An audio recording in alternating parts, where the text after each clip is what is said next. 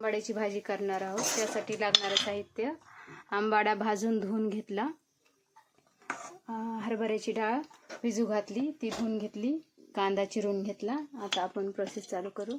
कढई तापत ठेवली, त्यामध्ये आपण तेल घालणार आहोत. तेल तापल्यानंतर त्यामध्ये आपण मोहरी घालणार आहोत.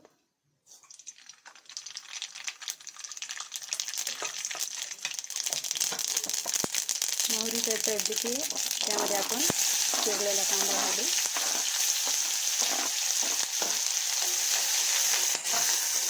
कांदा छान परतून घेणार आहोत आपण.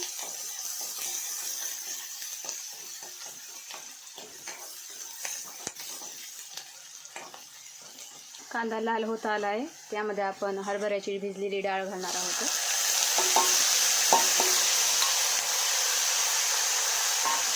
छान परतून घेणार आहोत. डाळ परतवताना लगेच आपण त्यामध्ये हळद घालणार आहोत. हळद, मीठ,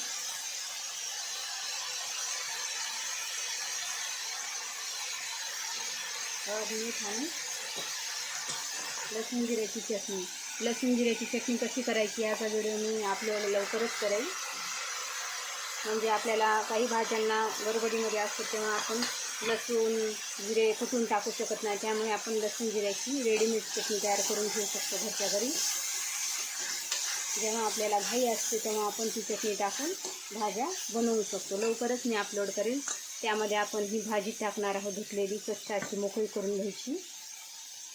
मोकळी केल्यावर परतायला सोपी जाते. ही भाजी घालून आपण छानसा असं व्यवस्थित परतून घेणार आहोत. त्यांना एकजीव करणार आहोत.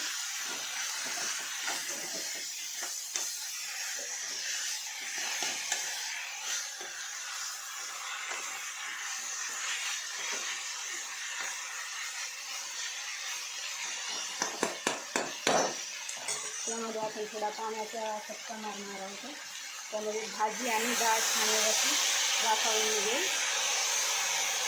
त्यावर झाकण ठेवणार आहोत. 10 मिनिटं भाजी व्यवस्थित होऊ देऊ. चला भाजी झाली का बघू आपण. भाजी छान वाफवून निघालेली आहे. ते बघा, अशी भाजी झालेली आहे. खायला सुंदर लागते. आंबट, तिखट, लसूण जिऱ्याच्या चटणी त्याला वेगळीच चव येते.